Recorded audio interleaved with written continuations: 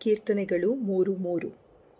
ಆದರೂ ಯೆಹೋವನೇ, ನೀನು ನನ್ನನ್ನು ಕಾಯುವ ಗುರಾಣಿ, ನೀನು ನನ್ನ ಗೌರವಕ್ಕೆ ಆಧಾರನೂ ನನ್ನ ತಲೆಯನ್ನು ಎತ್ತುವಂತೆ ಮಾಡುವವನೂ ಆಗಿದ್ದಿ. ನನ್ನ ಪ್ರಿಯ ಸಹೋದರ ಸಹೋದರಿಯರೇ, ಭಯವು ನಮ್ಮನ್ನು ಆವರಿಸುವಾಗ, ನಮಗೇನು ಮಾಡಬೇಕೆಂಬುದಾಗಿ ತೋಚದೇ ಇರುವಾಗ, ಪ್ರವಾಹದಂತೆ ಕಷ್ಟಗಳು, ದುಃಖಗಳು, ಹೋರಾಟಗಳು ನಮ್ಮ ಎದುರಾಗಿ ಬರುವಾಗ, ದಾರಿ ಕಾಣದೇ ಇರುವಾಗ ನಮಗಿರುವಂಥ ಬಲವಾದ ಸತ್ಯ ಈ ವಾಕ್ಯವಾಗಿದೆ. ದೇವರು ನಮ್ಮ ಗುರಾಣಿಯಾಗಿದ್ದಾನೆ.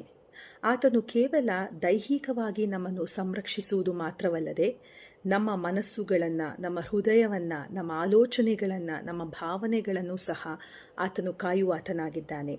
ಆತನು ನಮ್ಮ ಮನಸ್ಸುಗಳನ್ನು, ಹೃದಯಗಳನ್ನು ಕಾಯುವಂಥ ದೇವರಾಗಿದ್ದಾನೆ.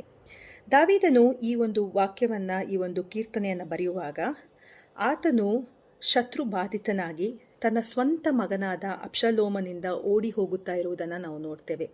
ಆತನು ವಂಚನೆಗೊಳಗಾಗಿದ್ದಾನೆ, ಮೋಸ ಹೋಗಿದ್ದಾನೆ ಮತ್ತು ಆತನು ಅಪಾಯದಲ್ಲಿದ್ದಾನೆ. ಆದರೂ ಸಹ ಆತನು ಮನಗುಂದಲಿಲ್ಲ, ಬಿದ್ದು ಹೋಗಲಿಲ್ಲ. ಯಾಕೆಂದರೆ ಆತನಿಗೆ ಗೊತ್ತಿತ್ತು ಆತನ ಕರ್ತನು ಆತನನ್ನು ಕಾಯುವ ಗುರಾಣಿಯಾಗಿ ಕಾಯುವಾತನಾಗಿದ್ದಾನೆ ಎಂಬುದಾಗಿ. ದೇವರು ಕೇವಲ ನಮ್ಮನ್ನು ಕಾಯುವುದು ಮಾತ್ರವಲ್ಲದೆ ಆತನು ನಮ್ಮ ಗೌರವಕ್ಕೆ ಆಧಾರನಾಗಿದ್ದಾನೆ.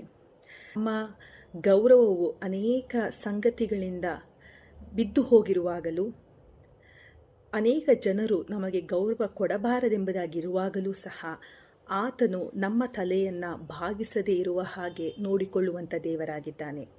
ನಾವು ದುಃಖದಿಂದ, ಕಷ್ಟದಿಂದ, ಸಾಲದಿಂದ, ಅವಮಾನದಿಂದ, ಸೋಲುವಿಕೆಯಿಂದ ನಮ್ಮ ತಲೆಯನ್ನು ತಗ್ಗಿಸುವಂಥ ಸಂದರ್ಭದಲ್ಲಿ ಇರುವಾಗಲೂ ಸಹ ಕರ್ತನು ತಾನೇ ತಲೆಯನ್ನು ಎತ್ತುವವನಾಗಿದ್ದಾನೆ. ನಮಗೆ ನಿರೀಕ್ಷೆ ಇಲ್ಲದಿರುವಾಗಲೂ, ಮನಗುಂದಿದವರಾಗಿರುವಾಗಲೂ ನಮ್ಮ ತಲೆಯನ್ನು ಎತ್ತಿ ಆತನು ನಿರೀಕ್ಷೆಯನ್ನು ಕೊಡುವಾತನಾಗಿದ್ದಾನೆ.